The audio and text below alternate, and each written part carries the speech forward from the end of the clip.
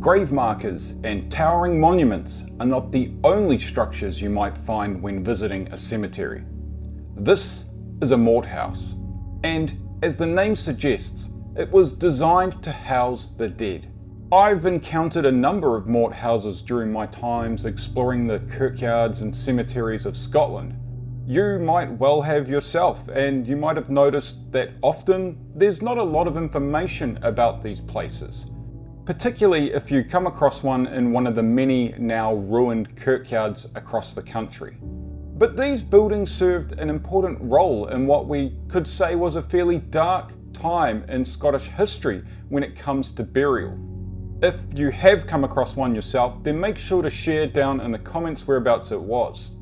They may look rudimentary or simplistic in design, but unlike the mausoleums that you might find in cemeteries across the world, these were not designed as tombs. Rather, they're an architectural creation that not only serves as a defensive tool, but also marked a liminal space between death and burial. In 19th century Scotland, body snatching wasn't just a kind of social fare, it was a thriving black market industry. The most notorious resurrectionists, as they were called, Burke and Hare, operated in Edinburgh, and their crimes made headlines across Britain. It's been claimed that in those years, Scotland was a dangerous place to live, an even worse place to die. Fresh corpses were in high demand by anatomy schools, and graveyards were plundered during the night, which left people in fear when it came to the protection of the remains of their loved ones. Communities responded with ingenuity and urgency.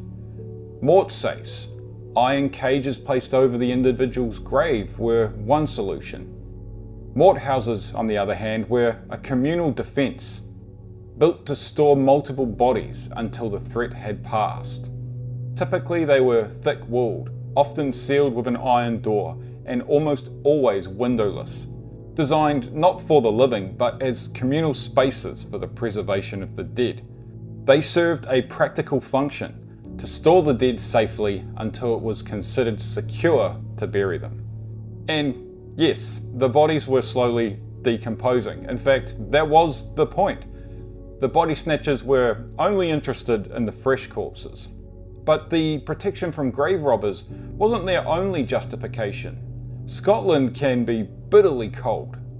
It wasn't always practical to dig a grave in the frozen grounds in winter.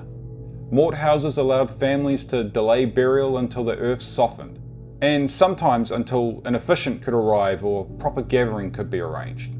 Mort houses were an important part of death rites of the past, protecting the liminal dead. They were not just physical structures, but social ones, controlling and shaping memory, mourning, and even the transition between spaces intended for the living and those for the dead, not simply out of fear for grave robbers, but of improper transitions, improper funerary rites. Now they sit as relics, their doors, usually sealed, no longer functional. The decaying remains of the dead are gone, but the remains of Mort houses remind us of a time when death lingered longer in the social imagination.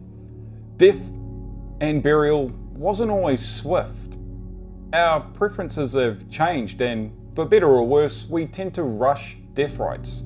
We hide it, sterilize it, the sights and smells often seen as offensive, out of place in a modern life. Although we may no longer use these stone buildings to hold the dead, we still seek to preserve the stories and memories of both ourselves and our loved ones.